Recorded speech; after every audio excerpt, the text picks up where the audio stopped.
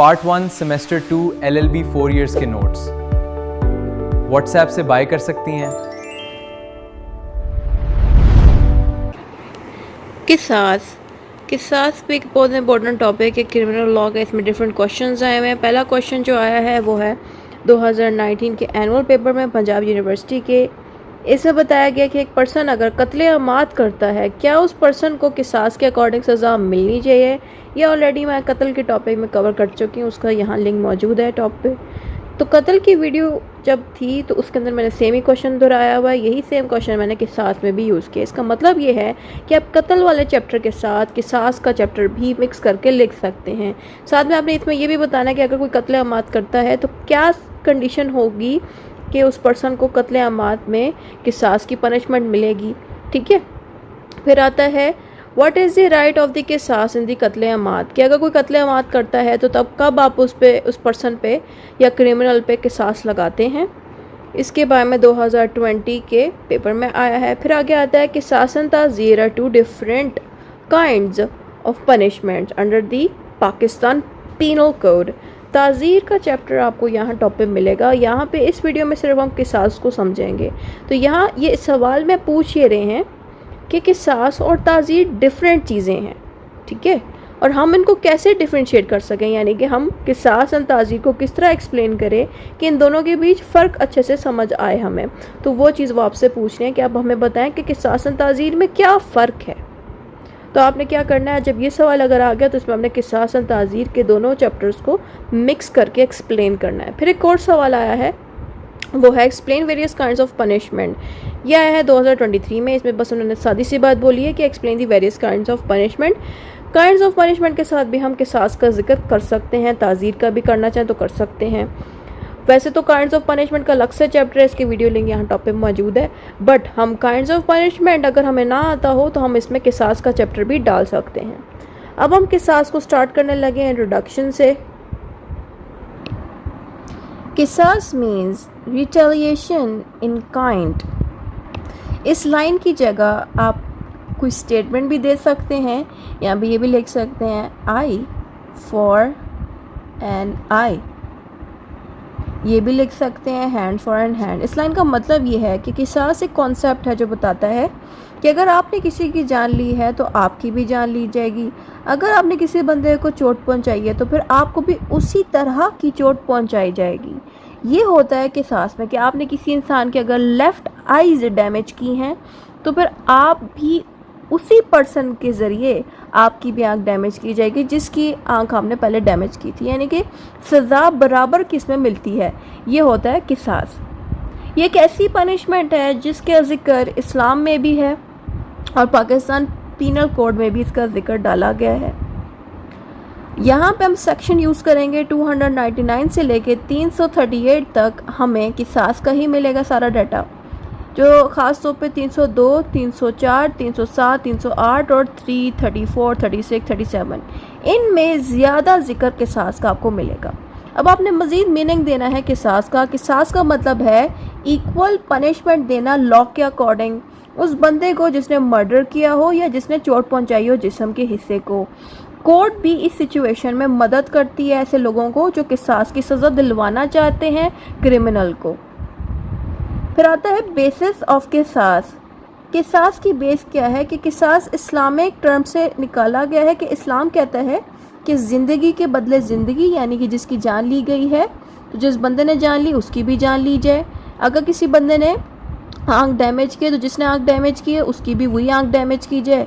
किसी ने अगर दांत तोड़ दिया है तो उस बंदे का भी वही दांत तोड़ा जाए। ये इस्लामिक लॉ में एक बराबर पनिशमेंट का कॉन्सेप्ट दिया गया था। अब हम किसास के ऑब्जेक्टिव्स पढ़ते हैं। ऑब्जेक्टिव्स को ऑपोजिट वर्ड में हम कहते हैं पर्पस। मकसद क्या है किसास का? किसास का मकसद ये है कि लोगों को इंसाफ यानी कि जस्टिस दी जाए, इक्वालिटी दी जाए, प्रिवेंट से लोगों को रोका जाए, प्रिवेंट फ्रॉम रिवेंज यानी कि रिवेंज से लोगों को रोका जाए। रिवेंज को उर्दू में कहते हैं बदला लेना। अगर किसास नहीं मौजूद होता तो लोग क्या करते? बदला लेते।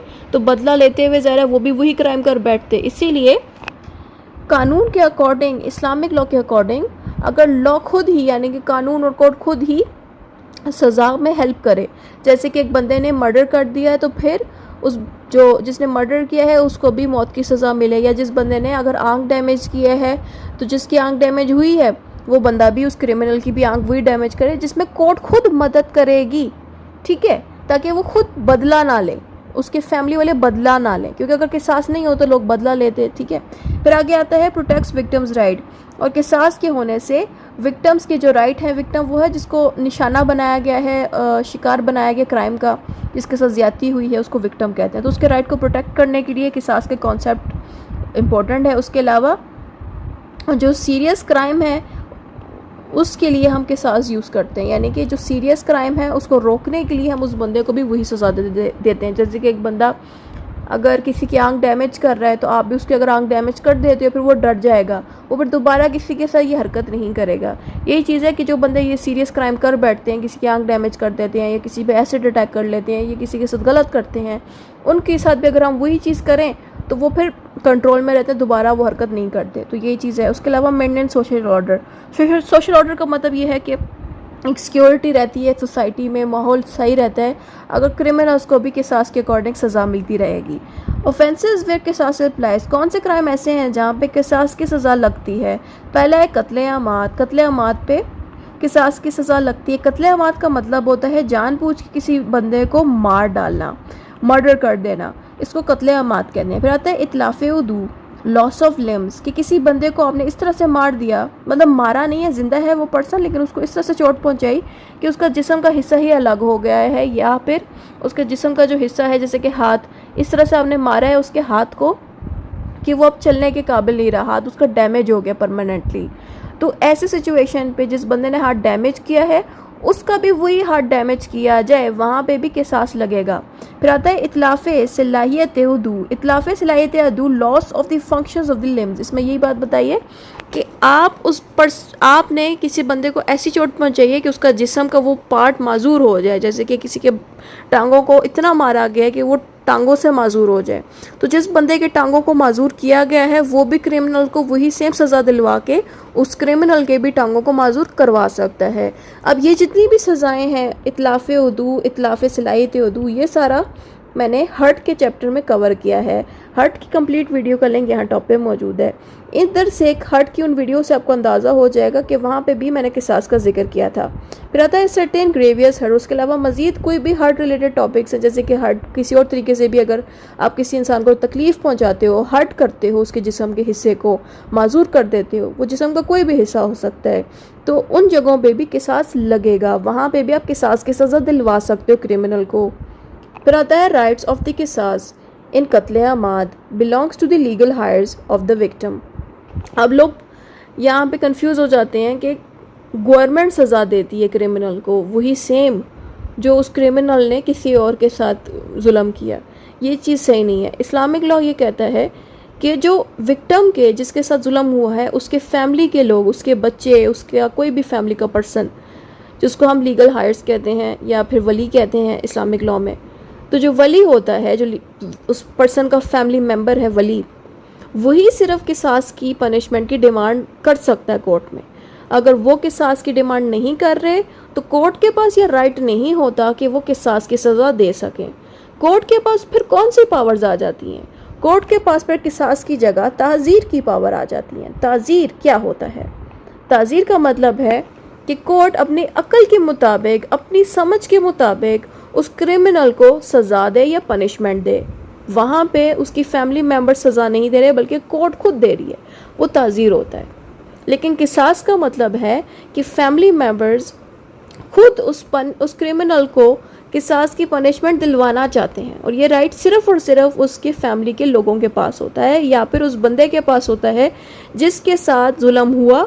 अगर वो बंदा दुनिया में नहीं रहा जिसके साथ जुल्म हुआ है तो उसकी फैमिली जो है किसास का बदला ले सकती है कि उस क्रिमिनल को भी वही सज़ा दिलवा सकती है। दे में डिमांड किसास और फॉरगिवनेस। अब जो फैमिली के लोग हैं वो दो चीज़ें मांगेंगे, या तो वो ये कहेंगे कि क्रिमिनल को भी किसास के अकॉर्डिंग सज़ा मिले। अगर क्रिमिनल को किसास के अकॉर्डिंग सज़ा नहीं दिलवाएंगे तो फिर क्रिमिनल को वो माफ़ कर देंगे। अच्छा, माफ़ किस तरह से किया जाएगा क्रिमिनल को? कि अगर क्रिमिनल को किसास की सज़ा नहीं मिलती तो वो क्रिमिनल को माफ़ करेंगे और क्रिमिनल से पैसे लेंगे। पैसे लेने के कॉन्सेप्ट को हम कहते हैं दियत। दियत की वीडियो लिंक यहाँ टॉप पे मौजूद है। तो दियत तब लिया जाता है जब फैमिली के लोग खुद माफ़ कर दें क्रिमिनल को और कहें ठीक है हम इसको किसास की सज़ा नहीं देंगे बल्कि हम इसको माफ़ करते हैं, ये हमें दियत दे यानी कि पैसे दे। State intervenes if heirs are absent. अगर उस बंदे के वली यानी कि फैमिली के लोग या बच्चे नहीं मौजूद, यानी कि अगर हैं ही नहीं दुनिया में, मतलब बच्चे ही नहीं हैं, या फिर वो पाकिस्तान में मौजूद नहीं, किसी और मुल्क में है और क्रिमिनल ने पाकिस्तान के अंदर रह के उसके वालिद को मार दिया और बच्चे मुल्क से बाहर बैठे हैं, तो बच्चे तो केस स्टार्ट नहीं कर पा रहे या किसास का नहीं डिस्कशन कर रहे, तो जो स्टेट है, जो गवर्नमेंट है, वो खुद ही कहती है कि हम घुसेंगे इस मामला में और उस बंदे को भी किसास के अकॉर्डिंग सज़ा दिलवाएंगे। तो इस तरह से जो गवर्नमेंट है वो खुद भी आपकी हेल्प करने के लिए, किसास की सज़ा दिलवाने के लिए आगे आ जाती है अगर उस बंदे के वो हायर्स मौजूद ना हो। फिर आगे आते हैं एग्जीक्यूशन ऑफ द किसास। एग्जीक्यूशन का मतलब है कि किसास पे अमल अब किया जाएगा, ठीक है। तो एग्जीक्यूशन कैसे किया जाता है कि कोर्ट खुद ही ऑर्डर देती है कि इसके फैमिली वाले यानी कि वली, मतलब के लीगल हायर्स उस फैमिली के उस लड़के के या उस पर्सन के वारिस हैं या ख़ानदान के लोग हैं जिसके साथ जुल्म हुआ, यानी कि उस लड़के के साथ या लड़की के साथ या किसी भी पर्सन के साथ किसी क्रिमिनल ने कुछ गलत किया है, तो उसके वली या लीगल हायर्स या वो खुद जिन पे जुल्म हुआ है, जब वो किसास का डिसाइड कर लें कि हमें किसास करवानी है, तो फिर कोर्ट ऑर्डर दे देता है कि अब किसास का प्रोसीजर स्टार्ट कर दिया जाए। तो ये सारा कुछ लॉ के अकॉर्डिंग ही हो रहा होता है और ये कोर्ट इसमें हेल्प इसलिए करती है ताकि प्राइवेट रिवेंज से बचा जा सके। प्राइवेट रिवेंज का मतलब है कि लोग प्राइवेटली बदला ना लें, रिवेंज ना लें। Must ensure equality and legality, और लोगों के बीच इंसाफ हो सके और लॉ को यूज़ किया जा सके, इसीलिए कोर्ट खुद ही किसास के प्रोसीजर को स्टार्ट करती है। हायर्स में रिटर्न बिफोर एग्जीक्यूशन, और जो वारिस हैं उस पर्सन के जिसके साथ जुल्म हुआ है या ज़्यादती हुई है, अगर वो माफ़ करना चाहते हैं क्रिमिनल को तो एग्जीक्यूशन से पहले माफ़ कर सकते हैं। एक दफ़ा कोर्ट ने एग्जीक्यूशन यानी कि प्रोसीजर स्टार्ट कर दिया किसास का, उसके बाद माफ़ नहीं किया जाएगा और किसास की सज़ा मिलेगी। फिर आता है व्हेन किसास इज़ लायबल इन कत्ले अमाद। कत्ले अमाद पे किसास तब लायबल होता है, यानी कि जो पर्सन कत्ले अमाद यानी कि जानबूझ के इंटेंशनली किसी को मर्डर कर दे, वहाँ पे किसास कब लगेगा, जब ये चीज़ प्रूफ हो जाए कि इस मर्डरर ने क्राइम जानबूझ के किया है, ये चीज़ प्रूफ हो जाए। उसके अलावा जो लीगल हायर यानी कि जिस बंदे को मारा गया है उसके वारिस अगर डिमांड कर दें किसास की, तब किसास की सज़ा लग सकती है। नो लीगल बार एग्जिस्ट, और ऐसे पर्सन को बचाने वाला कोई लॉ भी मौजूद नहीं है। देखें, जिस पर्सन ने क्राइम किया जिस पर्सन ने क्राइम किया, क्रिमिनल जो है, जिस पर्सन को मारा, उस पर्सन को मारने के बाद जो उस पर्सन के वारिस हैं, वली जो हैं, वो वली जब कह दें कि जो क्रिमिनल है उसको किसास के अकॉर्डिंग सज़ा मिले, तो कोई लॉ ऐसा नहीं है जो ऐसे पर्सन की सज़ा को रोक सके। यही बात यहाँ पे लिखी है। फिर आगे आता है वाई किसास इज़ नॉट इम्पोज और इन्फोर्स। किन सिचुएशन में या हालात में किसास की सज़ा हम रोक सकते हैं? तब रोक सकते हैं जब वली यानी कि उस बंदे के वारिस, जिसको मारा गया, उस बंदे के वारिस या वली या कोई भी ख़ानदान का पर्सन अगर माफ़ कर दे क्रिमिनल को, तो वहाँ किसास की सज़ा नहीं लगेगी। माफ़ करने को हम इस्लामिक लॉ में औफ कहते हैं, ठीक है। ये एक इस्लामिक टर्म है जो यूज़ किया जाता है तब जब वारिस या फैमिली के लोग माफ़ कर दें क्रिमिनल को जिसने उस पर्सन को मारा है, या वही माफ़ कर दे जिसके साथ क्राइम कमिट हुआ है, यानी कि जो पर्सन है जिसका आपने बाजू तोड़ दिया या कुछ भी उसके साथ गलत किया, अगर वो ज़िंदा है, मरा नहीं है, वो भी अगर आपको माफ़ कर दे तो तब भी किसास की सज़ा आप पे माफ़ हो जाएगी। कंप्रोमाइज़ किया जाता है। कंप्रोमाइज़ का मतलब ये है कि वारिस एक तो माफ़ कर देते हैं, कंप्रोमाइज़ करते हैं कि ठीक है हम इसको किसास की सज़ा नहीं देते बल्कि इसे दियत ले लेते हैं। दियत मीन्स पैसे ले लेते हैं। Offender is a minor and insane, और जो क्रिमिनल है अगर वो एज में बहुत छोटा है तो तब भी उस पर किसास की सज़ा नहीं लगेगी, या जो क्रिमिनल है वो ज़हनी तौर पे ठीक नहीं है, पागल है, तो तब भी उस पर किसास की सज़ा नहीं लगेगी। अगर नॉर्मल पर्सन होता जिसकी एज भी ज़्यादा हो और ज़हनी तौर पे ठीक हो तो तब उस पर किसास की सज़ा लग सकती है। फिर आगे आता है exact retaliation is not possible. Retaliation का मतलब है कि जो फैमिली के लोग हैं उनको अलाउ नहीं किया जाता कि एकदम से क्रिमिनल के ऊपर भी वही सेम आप उसके साथ काम करो। जैसे कि क्रिमिनल ने अगर आपके ही किसी फैमिली मेम्बर के बाजू को तोड़ दिया है तो वो पर्सन जिसके बाजू को तोड़ा गया है वो खुद भी डायरेक्ट हमला नहीं कर सकता, ना ही उसके फैमिली के लोग डायरेक्ट हमला कर सकते हैं, बल्कि कोर्ट के प्रोसीजर के अकॉर्डिंग ही सही तरीके से किसास होगी, ये बात यहाँ बताई गई है। फिर आता है legal exception under the law. इस लाइन का मतलब ये है कि अगर लॉ ने खुद ही कोई ऐसा रूल बनाया है कि इस सिचुएशन पे किसास नहीं हो सकती तो फिर वहाँ किसास की सज़ा नहीं लगेगी। फिर आता है किसास वर्सेस द ताज़ीर। किसास का मतलब ये है फिक्स रिटेलिएशन, यानी कि एक पर्सन ने अगर जान ली है तो फिर किसास की सज़ा भी यही होगी कि उसकी भी जान ली जाएगी, उस क्रिमिनल की जिसने किसी की जान ली। तो ये चीज़ है किसास। फिर आता है राइट्स ऑफ द विक्टिम। किसास जो है सिर्फ और सिर्फ वही कर सकते हैं जो उस पर्सन के फैमिली के लोग हैं या जिस पर्सन के साथ जुल्म हुआ, जिसका हाथ पैर कटा या जिसको चोट पहुंचाई गई, वही किसास के लिए बात कर सकता है। कोर्ट खुद किसास की सज़ा नहीं देती अपनी मर्ज़ी से। स्ट्रिक्ट लीगल प्रूफ रिक्वायर्ड, और किसास करने के लिए जो पर्सन है जिसके ऊपर जुल्म हुआ वो कोर्ट को प्रूफ करे कि वाकई में इस पर्सन ने उसके बाजू को तोड़ा, इसकी आंख डैमेज की। अब आता है ताज़ीर। ताज़ीर में हमने लिखना है discretionary punishment by the court. ये लफ्ज़ डिस्क्रिशनरी बहुत दफ़ा लॉ में आएगा। जब भी डिस्क्रिशनरी आए तो वो लफ्ज़ हमेशा कोर्ट के साथ ही आएगा। इस लाइन का मतलब ये है कि कोर्ट अपनी समझ के मुताबिक, अपने नॉलेज के मुताबिक पनिशमेंट देगी उस क्रिमिनल को। ये होता है ताज़ीर। अब वो पनिशमेंट कैसी दी जाएगी, या तो कोर्ट उस बंदे को जेल में डलवा देगी, कितने वक्त के लिए जेल में डालना है ये कोर्ट खुद डिसाइड करेगी, और फाइन कितना लगेगा ये भी कोर्ट अपनी समझ के मुताबिक डिसाइड करेगी। ताज़ीर हमेशा तभी अप्लाई होता है जहाँ पे किसास ना लगे, यानी कि ऐसे केसेस पे ताज़ीर को कोर्ट्स यूज़ करती हैं जहाँ पे किसास का कोई भी इन्वॉल्वमेंट ना हो। और जहाँ पे किसास अप्लाई हो रहा है, यानी कि फैमिली के लोगों ने अगर किसास की डिमांड कर दी है, वहाँ पे कोर्ट बिल्कुल भी ताज़ीर यानी कि अपने समझ के मुताबिक कोई फैसला नहीं लेगी, बल्कि किसास के अकॉर्डिंग ही सज़ा देगी। और जिन केसेस में किसास का यूज़ नहीं है वहाँ पे कोर्ट अपने समझ के मुताबिक क्रिमिनल को सज़ा देगी। फिर आता है types of punishment in PPC। अब PPC में डिफरेंट तरह की टाइप्स ऑफ पनिशमेंट्स हैं। वो है किसास का मतलब है इक्वल पनिशमेंट देना क्रिमिनल को।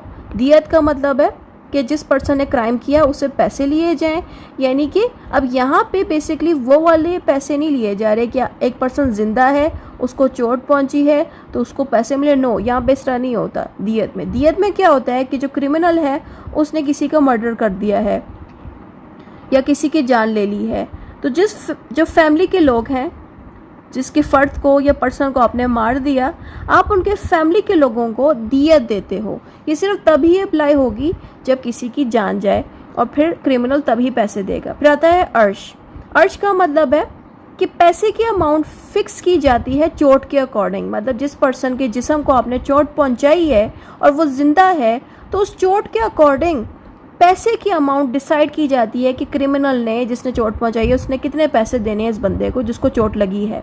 दमन, कोर्ट डिसाइडेड कंपनसेशन। दमन का मतलब है कि यहाँ पे कोर्ट खुद डिसाइड करेगी कि इस बंदे को जिसको आपने चोट पहुंचवाई है उसको आपने कितने पैसे देने हैं। अर्श में ऐसा नहीं होता। अर्श में क्या होता है कि हर बॉडी पार्ट के हिसाब से पैसे फिक्स्ड हैं कि अगर हाथ को डैमेज किया उसकी ये अमाउंट है, फलां जिस्म को डैमेज किया तो उसकी ये अमाउंट है। लेकिन दमन में ऐसा नहीं होता। दमन में कोर्ट खुद डिसाइड करती है कि कितने पैसे क्रिमिनल को देने हैं। ताज़ीर ऑलरेडी ऊपर एक्सप्लेन्ड है, वही बात यहाँ पे लिखिए कि जजेस खुद अपने समझ के मुताबिक पनिशमेंट डिसाइड करते हैं कि इस बंदे को जेल कितनी होगी और कितना फ़ाइन देना है। कंक्लूजन जो भी ऊपर पड़ा है वो दोबारा यहाँ पर लिखा जाएगा।